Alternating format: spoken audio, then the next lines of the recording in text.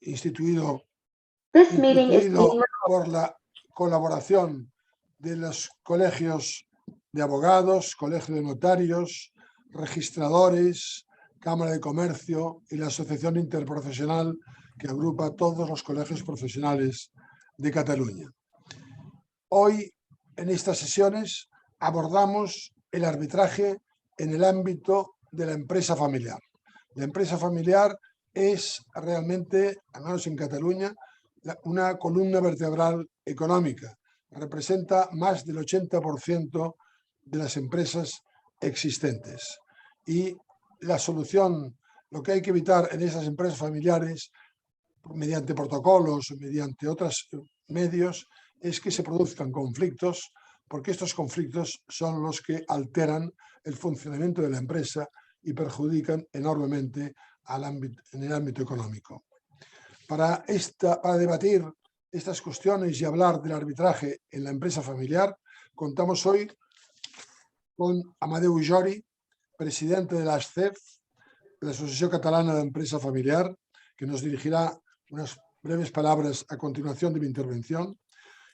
Como ponentes está don Luis Fernández del Pozo, árbitro, registrador, autor de diversas publicaciones sobre empresa familiar, profesor durante un tiempo de la Cátedra de la Empresa Familiar en la Pompeu Fabra, Antoni Bosch, notario, miembro de la Junta Directiva del Tribunal Arbitral, exdirector de la Cátedra de Empresa Familiar de la UIC, y como moderadora María García Valdecasas, también miembro de la Junta Directiva del TAP y registradora de la propiedad.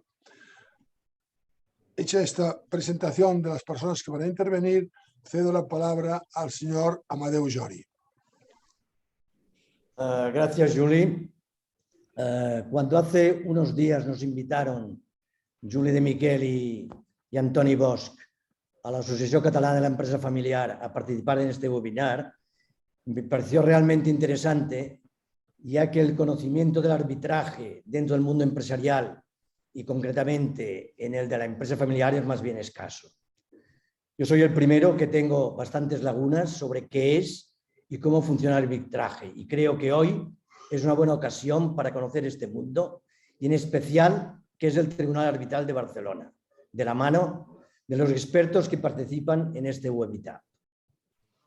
Por lo que me he informado, pienso que el arbitraje puede acomodarse perfectamente al funcionamiento e intereses de la empresa familiar. En las empresas familiares, como es obvio, se producen conflictos entre empresas, conflictos en el seno de la propia empresa familiar y tienen una singularidad especial que no se da en empresas de otra índole, que es la vertiente emocional. La vertiente emocional del conflicto, que puede ir o no estrechamente ligada al litigio por intereses económicos. En cualquier caso, las alternativas a la vía judicial convencional que representa el arbitraje ofrecen una serie de ventajas, como pueden ser, por un lado, la discreción. El proceso arbitral se lleva con total discreción y alejado de los altavoces mediáticos que con frecuencia aparecen en la vía judicial. Y las sentencias, denominadas laudos, son absolutamente secretas, excepto, evidentemente, para los propios interesados. Otra ventaja es la rapidez, que según me he podido informar, suele durar unos 6 meses y como mucho se puede alargar al año. Con lo que esto comporta de ahorro de costes, que yo diría que es la tercera ventaja relevante y no la menor que tiene el arbitraje. La garantía de imparcialidad del Tribunal Arbitral de Barcelona nos la da el hecho de que está integrado por representantes de los colegios de notarios, registradores y abogados de Cataluña y también por los representantes de los demás colegios profesionales y por representantes de las cámaras de comercio. En fin, deciros que desde la ASCEF nos complace sinceramente participar en este webinar, que espero nos instruya y nos despeje las dudas que podamos tener sobre la funcionalidad y utilidad del arbitraje como medio para solucionar conflictos. Gracias de nuevo, Juli de Miquel y Toni Bosch, por la invitación y por la iniciativa. Paso la palabra a María García Valdecasas, registradora y vocal del Tribunal de Barcelona, quien moderará la sesión. María, cuando quieras. Hola, buenas tardes a todos. Quisiera expresar la bienvenida y mi agradecimiento en nombre del TAP y también de la SCEF a todos los asistentes en remoto, así como a los dos ponentes por participar en la primera WebETAP del año relativa a la empresa familiar, donde se van a plantear unas preguntas de gran interés, respecto de las cuales cualquiera de ellos podrá intervenir, si bien las primeras, para romper el hielo, las lanzaré a don Amadeu Llori. Amadeu, la empresa familiar en España se consolida año tras año como un activo de gran importancia, soporte fundamental de nuestra economía y también de la estabilidad del empleo. Para saber más sobre ella, como presidente de la Asociación Catalana de la Empresa Familiar, ¿cómo está organizada la empresa familiar en España? Y asimismo, ¿qué es el ASCEF? Bueno, a ver, voy a empezar por dar unas pocas cifras. ¿Qué es lo que representa la España familiar, perdón, la empresa familiar en Cataluña y que se pueden trasladar a todo el Estado español porque son muy similares? El 88% de las empresas son empresas familiares. Estas producen el 69% del valor añadido bruto del país y proporcionan el 76% del empleo. Estos son datos del estudio realizado por las cátedras de empresa familiar de Cataluña en 1917 y hoy siguen estando vigentes. Como ves por estas cifras, la empresa familiar es el principal componente del tejido productivo de un país, y en concreto de España y de Cataluña. La empresa familiar es, pues, el motor de la economía y si la empresa familiar se para, el país se hunde. Y esta sensación la tuvimos cuando ahora hace 2 años se inició la pandemia. Yo al menos personalmente la primera semana de pandemia dije, ostras, aquí pasa algo, nada se mueve, como esto dure, nos vamos todos al garete, ¿no? Voy a concretar luego y pasar a la organización de la empresa familiar en España y en Cataluña. En España está el Instituto de la Empresa Familiar, que agrupa a las 80 empresas familiares más grandes por facturación y empleo de España. Dentro de la órbita del instituto están las 18 asociaciones territoriales que corresponden, a grosso modo, a todas las comunidades autónomas. En concreto, en Cataluña tenemos la Asociación Catalana de la Empresa Familiar, que se compone de 110 empresas familiares, más o menos líderes en sus respectivos sectores de actividad. Son empresas grandes, medianas y pequeñas, con un mínimo de 50 trabajadores. La facturación agregada de las CEF es de 35.000 millones de euros, lo cual denota un cierto peso en la economía de Cataluña.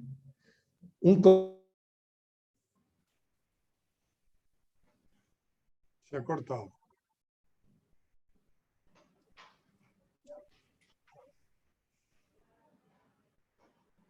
Bueno, esperamos a ver si entra de nuevo, ¿no?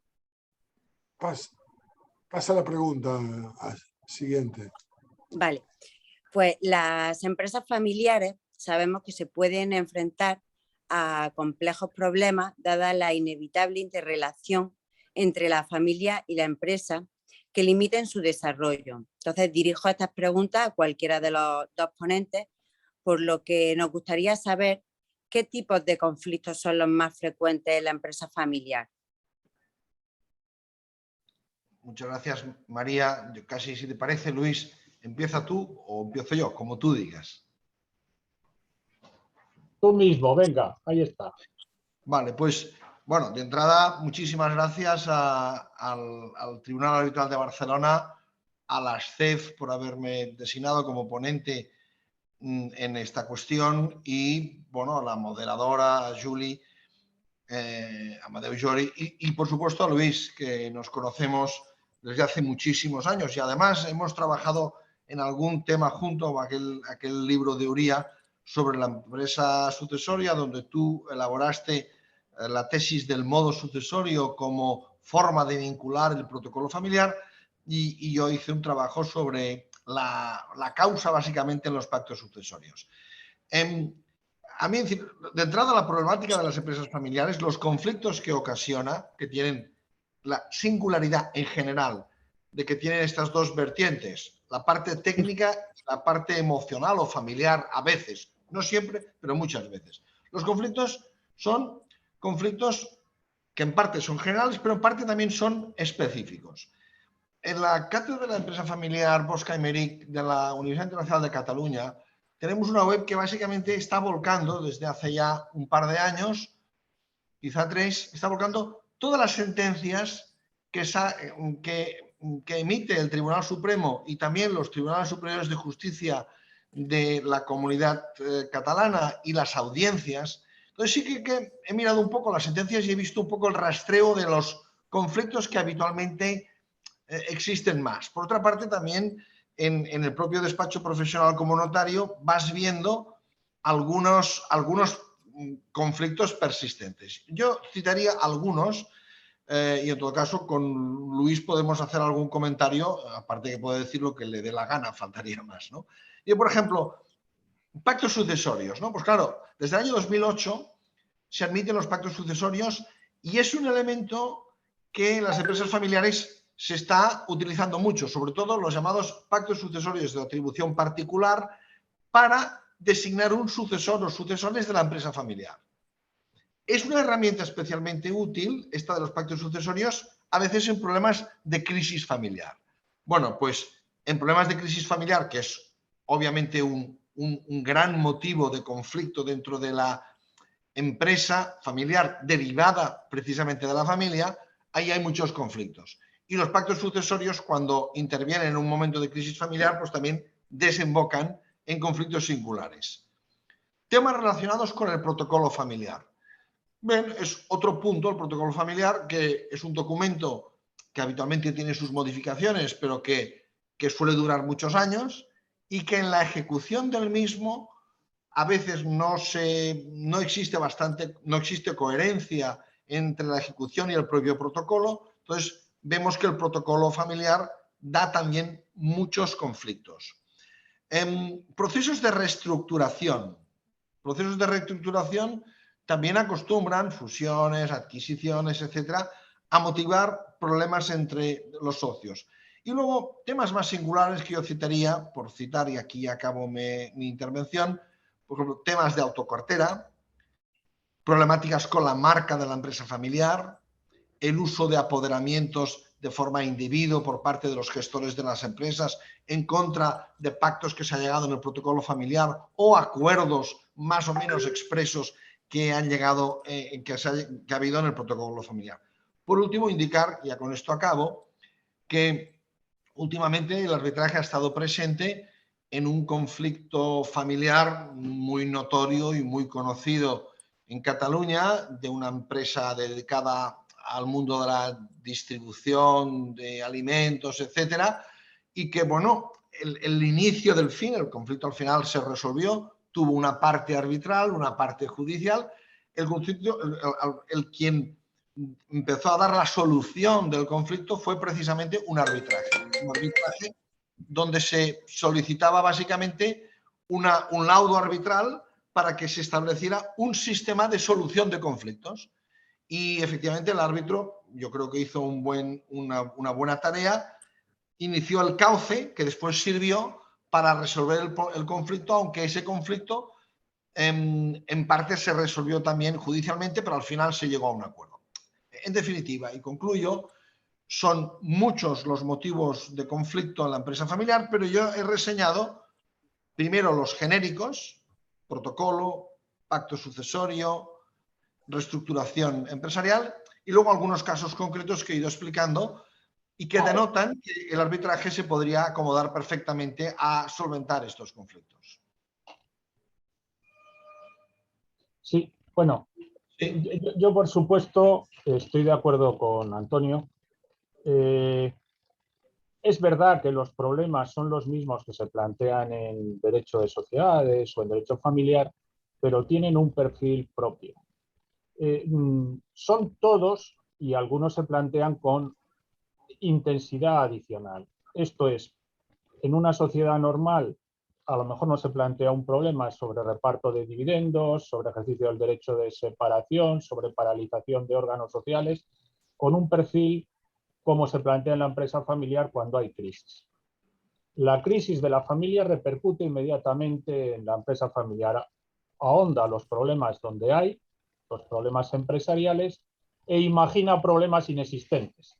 Este es un aspecto morboso de la empresa familiar que lleva al lado bueno en que los costes de mantenimiento y los costes de gestión pueden ser más eficaces por la solidaridad de la familia. Es decir, hay un efecto de apalancamiento. En la empresa familiar, cuando las cosas van bien, funciona más eficiente que la empresa no familiar, y cuando va mal, pues funciona peor, a menos que tengan un valladar o un mecanismo protector.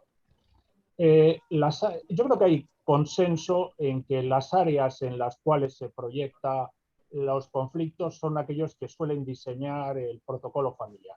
El protocolo familiar es un negocio marco, que es un negocio complejo, que carece de eficacia, como dice muy bien una sentencia del Tribunal Supremo reciente, que es magnífica en el sentido de que ha consagrado ya una definición clara del protocolo familiar como pacto parasocial. Bueno, es un negocio para cuya efectividad se requiere la ejecución en negocios satélites. El protocolo funciona como un cuadro marco que establece en qué medidas los negocios en los cuales se trata de prevenir los efectos inaceptables de la crisis familiar han de ser sometidos. Me explico. El protocolo necesita ejecutarse al menos, y en esto hay consenso, en 3 áreas. El área del régimen económico matrimonial, porque la gente suele casarse, o no casarse, pero tener relaciones con otra persona, y las crisis de convivencia se reflejan inevitablemente en la empresa familiar, poniendo en riesgo la supervivencia. En el área sucesoria, no solo en testamentos, sino en pactos sucesorios, y en el área estrictamente societaria, pero societaria en sentido amplio, en sentido del grupo. Por lo tanto, se trata de que los mecanismos de prevención del protocolo configurados con carácter marco se ejecuten bien, otorgando capitulaciones matrimoniales en donde se pacte, por ejemplo, la separación de bienes, otorgando testamento o pacto sucesorio en donde se establezcan reglas prospectivas o de futuro de cómo se distribuirá la herencia antes de que el paterfamilias entre en la fase senil, y ordenando la sucesión, si es posible, en vida del causante, y en esto el régimen del Código Civil catalán es ejemplar, ya lo ha apuntado Antoni Bosch, porque permite integrar el protocolo familiar con todas sus exigencias y ordenar la sucesión en vida. En el registro mercantil, por ejemplo, acabo de firmar la semana pasada una ordenación en el negocio del papá y la mamá, dueños de 3 farmacias, mediante pactos sucesorios de atribución particular de las 2 farmacias a 2 hijos y una tercera a un pariente cercano. Esto soluciona bastante de los problemas de la empresa familiar. Y luego, por supuesto, el régimen societario. Si no ejecuto bien el protocolo, es decir, si no afloro el protocolo a régimen económico matrimonial, capitulaciones matrimoniales, a testamento, pacto o pacto sucesorio, y a todas y cada una de las sociedades que articuladas componen la empresa familiar, tengo un problema. Me lo explico. Yo puedo pactar en protocolo un arbitraje, y se hace así. Convenio arbitral incluido en el protocolo familiar al objeto de resolver por esta institución las controversias que puedan surgir en los firmantes y sus herederos, 1275 del Código Civil, en cuanto a la interpretación o aplicación del protocolo. Pero ese convenio arbitral tiene que disiparse, extenderse o aplicarse a los otros negocios satélites. Por ejemplo, hay que llevar en los estatutos de la sociedad un arbitraje societario como Dios manda, como dice el artículo 11 bis del Código Civil. Lo que no esté en los estatutos vale como pacto parasocial. pero entonces la relación entre el pacto parasocial que está en el protocolo, que eventualmente contiene un convenio arbitral, y el de sociedades plantea problemas de fricción. Lo mismo para el testamento. Es básico acogerse a la posibilidad del artículo 464.7 del Código Civil, y aprovecho y hago publicidad del asunto, del Código Civil catalán en cuanto a la partición arbitral o judicial. La judicialización de las controversias, que en un país como el nuestro es destructiva de valor, es especialmente ruinosa en la empresa familiar. Insisto, especialmente ruinosa en la empresa familiar. De esto el legislador español, el legislador pasa completamente. La reforma concursal, por ejemplo, que nos viene en marcha, no solo va a colapsar a los juzgados, sino que tiene un diseño absolutamente estratosférico de un procedimiento especial de pymes que es que dan ganas de llorar, sencillamente dan ganas de llorar. Teniendo en cuenta que la solución extrajudicial, y no estoy pensando solo en la arbitral, sino en un pacto de mediación, arbitraje, conciliación, arbitraje, mediación concursal o lo que sea, nos va a permitir salir del escenario post-pandemia. A falta de que nos invadan los extraterrestres, que ya es lo que nos queda por ver, la situación de ahora nos augura que los conflictos que puedan producirse en el ámbito civil o mercantil nos van a encontrar juzgados colapsados.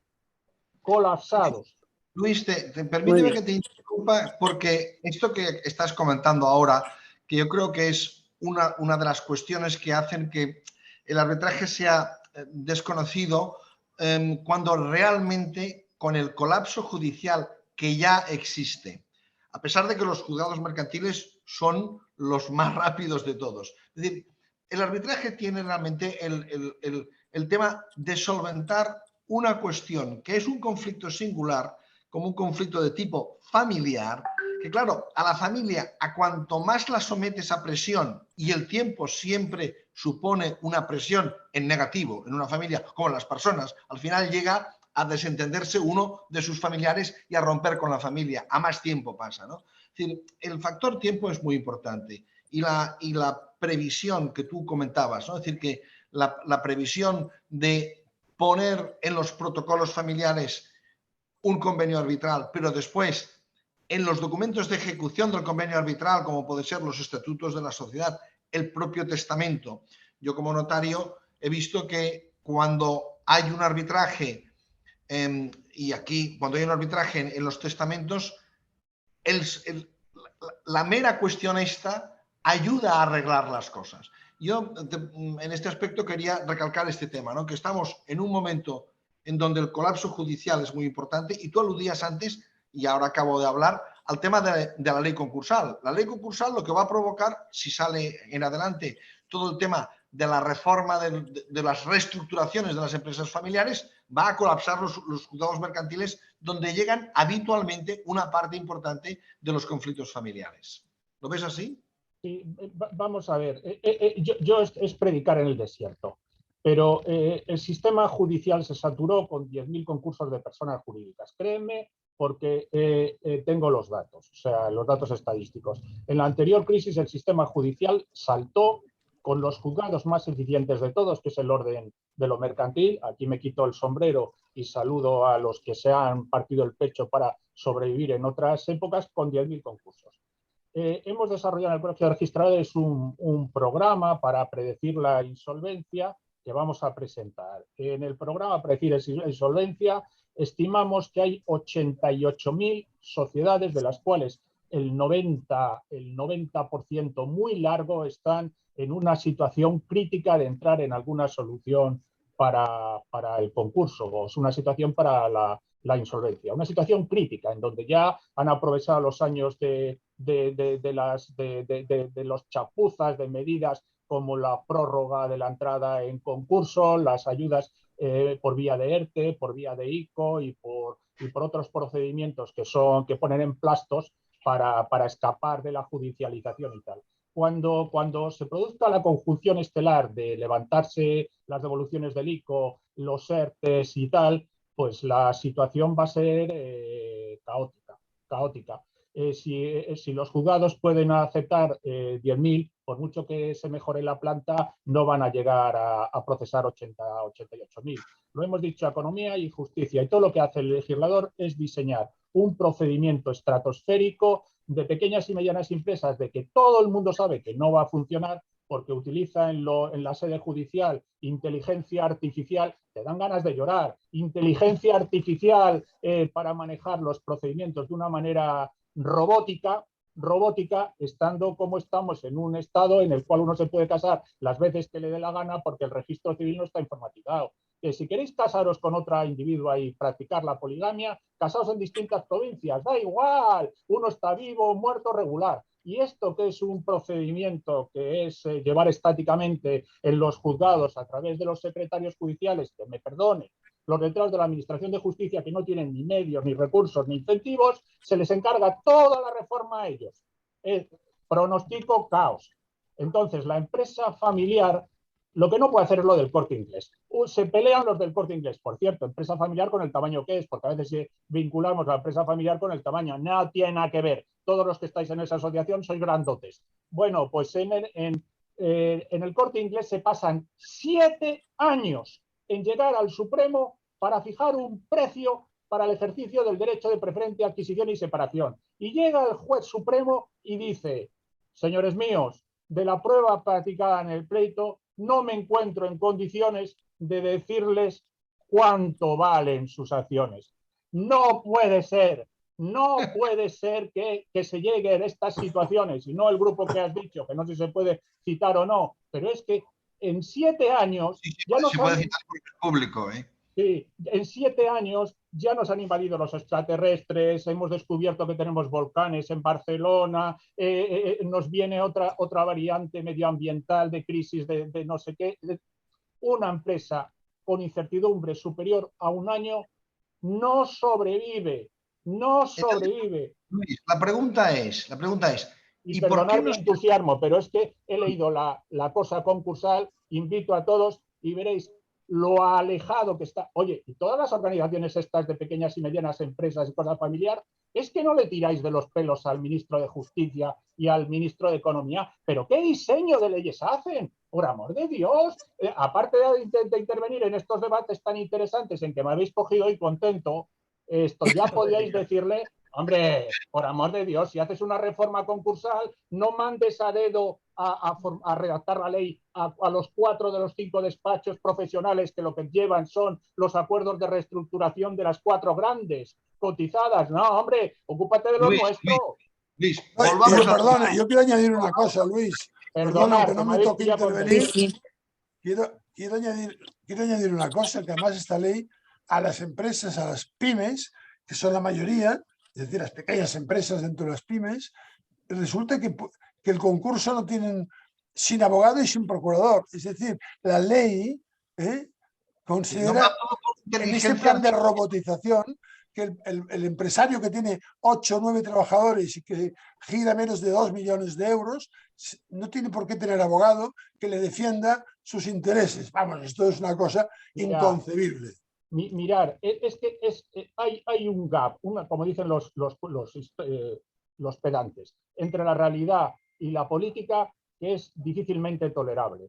El problema de la segunda oportunidad y tal es la falta de asesoramiento de los que llegan a la situación de insolvencia. Se llegan a la situación de insolvencia demasiado tarde. El ahorro de abogado y procurador, cuando los agentes de la actividad judicial no están en disposición de echar una mano, ni ayudarle, ni desarrollar paquetes informáticos y tal, es que es de bomberos, pero sencillamente de bomberos. ¿Qué hay en países civilizados? Pues que el abogado, hay un turno de oficio para estas cosas que le sale gratis, pero desde luego cuentan con intermediarios que permitan al pobre infeliz, que está más bien para ir a la Cruz Roja que a otra cosa, porque los que llegan a la segunda oportunidad es que son ya, que no saben ni hablar castellano, por amor de Dios, y los que están llegando en segunda oportunidad son inmigrantes. Entonces, tú quítale todas las ayudas, porque así te quedas tan contento que ahorras y simplificas los trámites.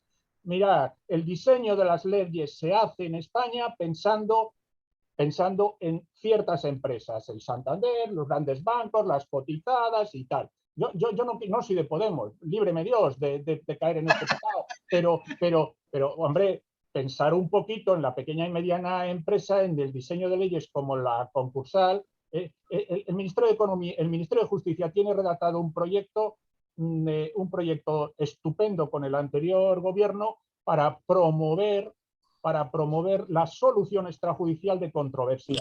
Un proyecto de ley, que no sé cómo se llama, de eficiencia procesal. Eficiencia procesal y tal. Sí. Preguntar dónde está. Hundido en la miseria, porque eso no le interesa a nadie. La cláusula rebus que están aplicando los tribunales de aquella manera, original y tal, en lugar de hacer una regulación sensata. Y todos así, o perdonárteme que me sienta yo, que es que me dan ganas de emigrar a otro sitio, pero si tampoco hay que inventar nada. Volviendo al arbitraje, sin duda, porque he citado la ley de... No, al contrario, la ley de eficiencia procesal, que una de las medidas alternativas, es decir, estamos todos los juristas de acuerdo, otra cosa es que lo practiquemos, que la potenciación de los ADRs, o sea, los sistemas alternativos de resolución de conflictos, es importante. Pues bien, tenemos, por ejemplo, el arbitraje, que es un método consolidado, pero sin embargo desconocido. Desconocido cuando, en el caso de Bonpreu, que es ese que tú conoces entre la empresa de distribución, el árbitro hizo una labor magnífica y sobre todo muy rápido, porque al final lo que se necesitan es que se den soluciones en un tiempo determinado. Hay que decir que el árbitro no es un juez, aunque se le parece, pero el árbitro no es un mediador tampoco. Eso hay que dejarlo muy claro a las empresas familiares, de que una cosa es la mediación, donde un señor te intenta poner de acuerdo, mediador, yo soy mediador, y otra cosa es un árbitro. El árbitro es un sucedáneo pactado por las partes, en su autonomía de la voluntad, para lograr un laudo, que es una especie de una sentencia, pero en un tiempo breve, y que además solamente tiene un recurso, el recurso de nulidad, por unos motivos determinados. Es decir, que yo creo que se suelen ver en los protocolos familiares cláusulas de arbitraje, pero luego en las ejecuciones de los protocolos familiares no se ponen a veces de la forma que tendría que hacerlo. Y permitidme que comente un poco sobre el tema del arbitraje sucesorio, ¿no? El arbitraje sucesorio, que se puede plantear dentro de un pacto sucesorio sin ningún tipo de problema, puede dar lugar también a evitar lo que actualmente está tardando un pleito sucesorio en este país, que no baja de 6 años. Pero como se complica un poco, puede llegar a 12 y 13 años.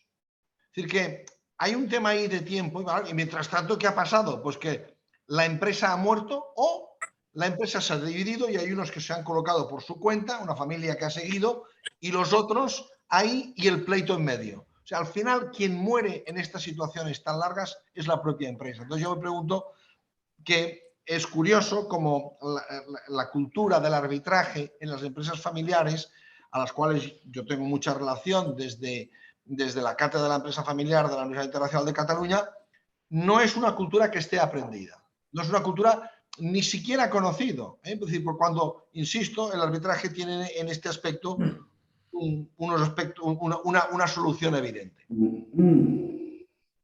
Yo veo problemas técnicos por parte de la abogacía. No hay un compromiso suficiente y es hasta cierto punto explicable. Los abogados son expertos en demandas, en las técnicas procesales, en varias instancias, en los honorarios que se pagan y tal. Y yo me he encontrado en algún arbitraje en que he participado en que, tratándose de una impugnación de acuerdos sociales, por ejemplo, pues que querían introducir en arbitraje las partes de común acuerdo un incidente de previo pronunciamiento, porque está previsto así para la impugnación de acuerdos sociales. Es una institución procesal que tiene sentido en los declarativos, pero que en el arbitraje difícilmente tiene. A lo que voy. ¿Por qué? Porque muchos abogados se encuentran incómodos con algunos perfiles del arbitraje. Algunos dicen el coste, esto es mentira, pero es verdad que hay una propaganda en contra del coste.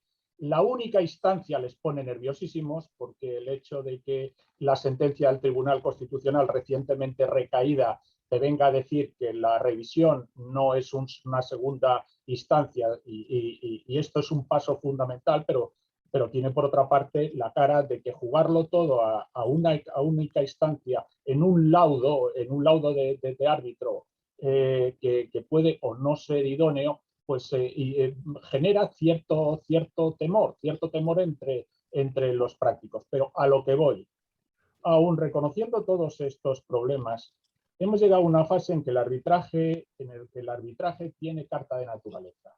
Los problemas que antes había hace 20 años, la doctrina prácticamente unánime decía que el arbitraje societario era nulo, porque vinculaba el orden público o normas imperativas. Decidme qué área del ordenamiento jurídico no tiene normas imperativas, pues ese es el criterio. Bueno, hemos superado el aspecto dogmático, ya no hay el más mínimo problema de que, por ejemplo, cuestiones como el arbitraje societario.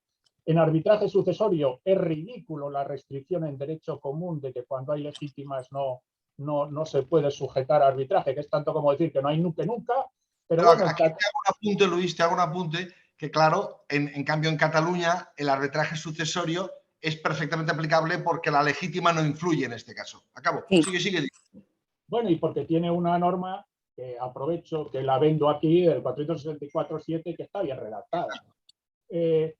Pero que aún así, con todas estas historias, teniendo en cuenta que hemos superado la resistencia antiarbitral de una serie de prejuicios que tenía la sociedad y los abogados contra el arbitraje, y se ha superado afortunadamente la situación de bloqueo que creaba en ciertos sitios muy señalados, como es el Tribunal Superior de Justicia de Madrid, en contra de la solución arbitral, gracias a la intervención oportuna del Tribunal Constitucional.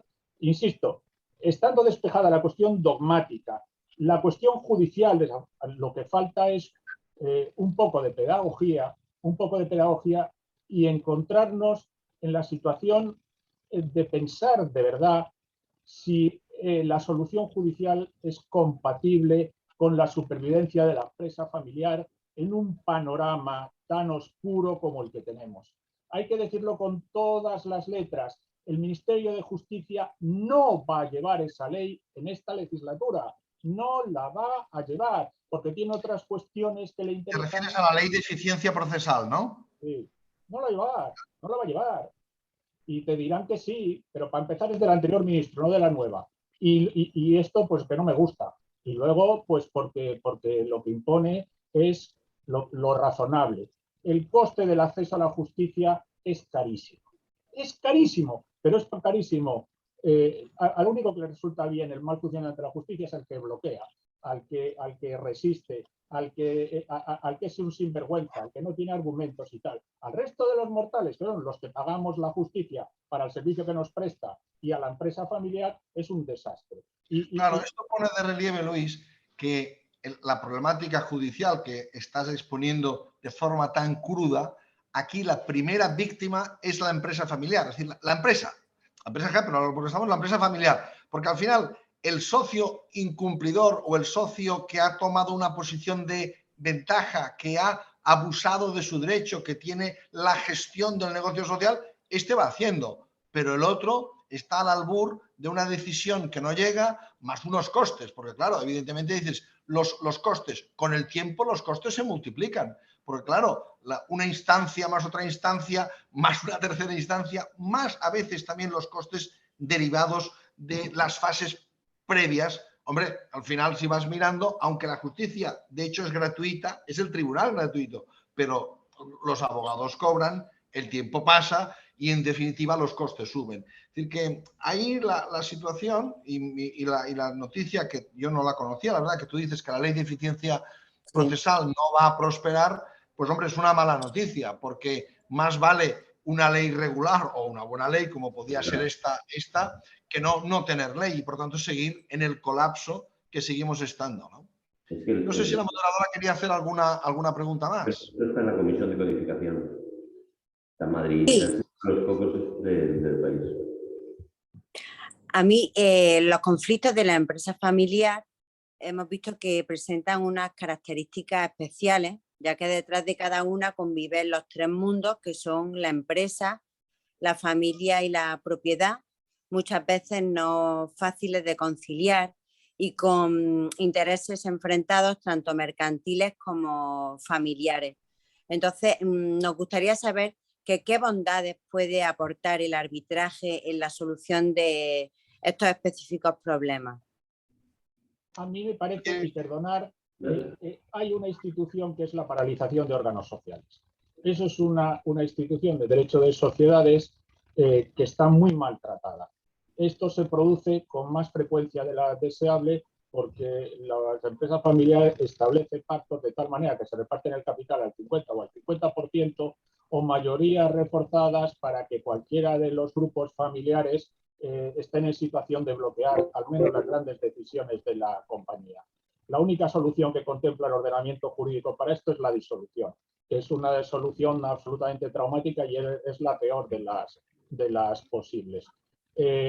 Esto es un ejemplo. De hecho, el caso que hemos citado, del arbitraje, era una cláusula estatutaria complicadísima que yo explico en la cátedra de la empresa familiar y cuya interpretación he pedido al autor material alguna vez que me la haga, porque es una cláusula simpática, en donde trata de prevenir la solución radical de la disolución, que es la única contemplada en nuestro ordenamiento, para situaciones que son habituales. Cuando alguno de las ramas del grupo familiar tiene una posición de veto, y es muy fácil que tenga una posición de veto por herencias, matrimonios, transmisiones internas, la resolución esa que la sentencia del Supremo de que os he citado, de un compañero mío, por cierto, Juan María Díaz Fraile, en donde define el problema de la empresa familiar, se da una situación de bloqueo de grupos familiares. Entonces, ¿en qué se puede hacer? Si tú tienes en situación de bloqueo una cláusula de convenio arbitral, al menos puedes conseguir que sea el árbitro el que parta, como parta la herencia, porque es que si no, es que ni siquiera, y luego por supuesto adoptar en convenio arbitral las decisiones, como el caso que estamos diciendo que llegó al Tribunal Superior de Justicia de Cataluña porque se impugnó luego la revisión, el laudo que se dictó, y el laudo estaba muy bien, por cierto, y esto es un ejemplo de lo que se debe hacer, y el Corte Inglés es el ejemplo de lo que no se debe hacer. Un sobrino del faraón pues decidió ejercitar el derecho de separación de manera directa o indirecta o rectilínea, es decir, pues bien por vía de transmisión de cláusulas limitativas a la transmisión de participaciones o por causa de separación o por causa de exclusión.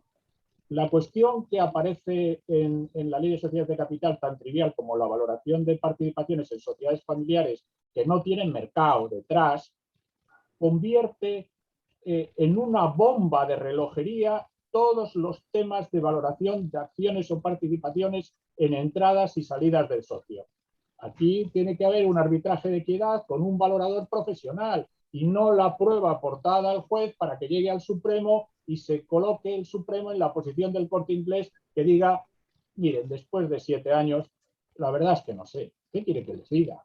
Entonces, mira, permíteme que te haga un apunte sobre este tema concreto, porque yo he tenido el mismo asunto en otra empresa que no es el Corte Inglés, pero sí que una empresa familiar. Al final, el problema es el precio de salida. El socio disconforme, que se quiere separar, ¿quién fija el precio? Porque efectivamente en las empresas familiares fijar el precio es muy complicado. Y el arbitraje es una solución idónea. Y un tribunal arbitral te puede nombrar tanto un árbitro de derecho como un árbitro de equidad. Mira, ahí lo que aporta un tribunal arbitral, que es un arbitraje institucional, es que te designa una persona independiente y especialista, pero que actúe en equidad, porque le das en este caso a la empresa familiar una solución que no es numérica, porque claro, el peritaje no sirve, es decir, que la empresa familiar no vale lo que valen sus libros o lo que vale su valor neto contable, son unos factores muy distintos. Por tanto, la entrada y salida de socios es un lugar, que antes preguntaba María sobre ese tema, es un lugar idóneo para poner un arbitraje que, insisto, puede ser de equidad. En este caso, te puedes someter al Tribunal Arbitral de Barcelona o a una institución de arbitraje, pero en vez de pedir un árbitro de derecho, pides un árbitro de equidad, que es una función perfectamente admisible. Este caso del Corte Inglés, que es lamentable, porque al final lo que querían era una valoración, y llega arriba al Tribunal Supremo y el Tribunal Supremo dice, no, yo no puedo dar una valoración. ¿Y ahora qué hacemos? ¿Qué hacen, Luis? Y no solo eso, sino que los juzgados tienen la peregrina idea de que la revisión arbitral, aunque se garantice la independencia, la revisión pericial, aunque se garantice la independencia del perito o del experto, es susceptible de valoración en primera, en segunda y en casación.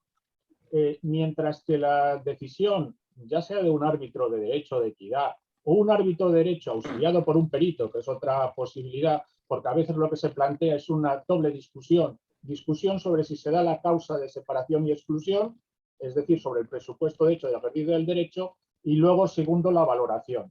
Entonces, puede ser una solución un abogado y un abogado auxiliado por un perito en la valoración, o bien un arbitraje de equidad, da igual. Pero lo que está claro es que esto acaba en el laudo. Y esto no es banal. Quiero decir que frente a las 3 instancias y los 7 años, aquí en principio tenemos el laudo. El laudo y esto, la revisión pericial, a menos que haya defectos graves en el procedimiento, pero no en cuanto a la cuestión de fondo, no es revisable por el Superior de Justicia, en este caso de Cataluña. Acaba en primera instancia. Y esto permite que resolver el tema de salida o entrada de socios en 2 años o año, y no 7 años. En 7 años la valoración ya es que se plantea problema. ¿A qué fecha se refiere la valoración? ¿A la del ejercicio del derecho o en el que reconoció la sentencia? Porque por el camino la empresa se ha ido a la mierda. Perdón, ¿eh?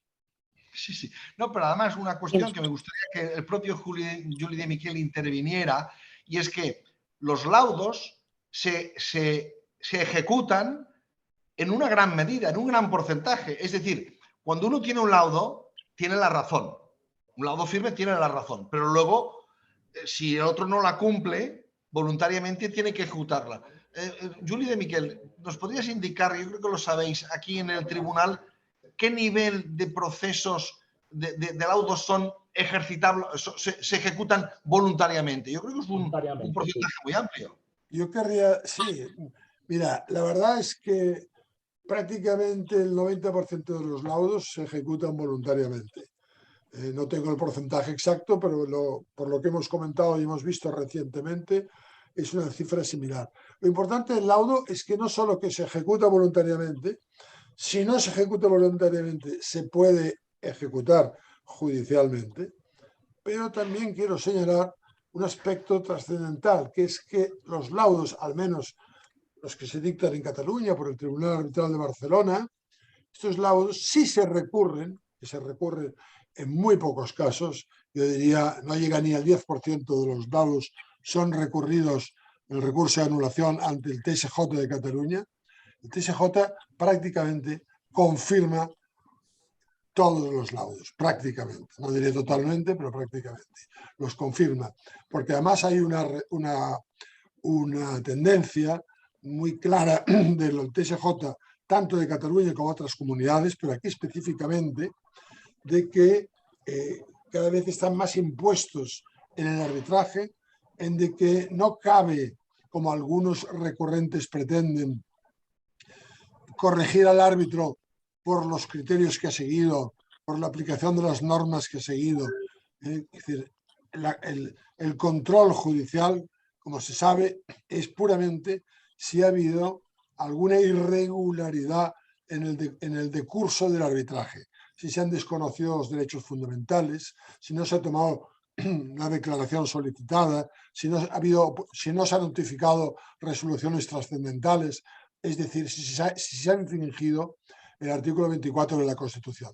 En los demás casos, los tribunales ya manifiestan abiertamente de que no pueden entrar a debatir el fondo del asunto, que esto corresponde al árbitro.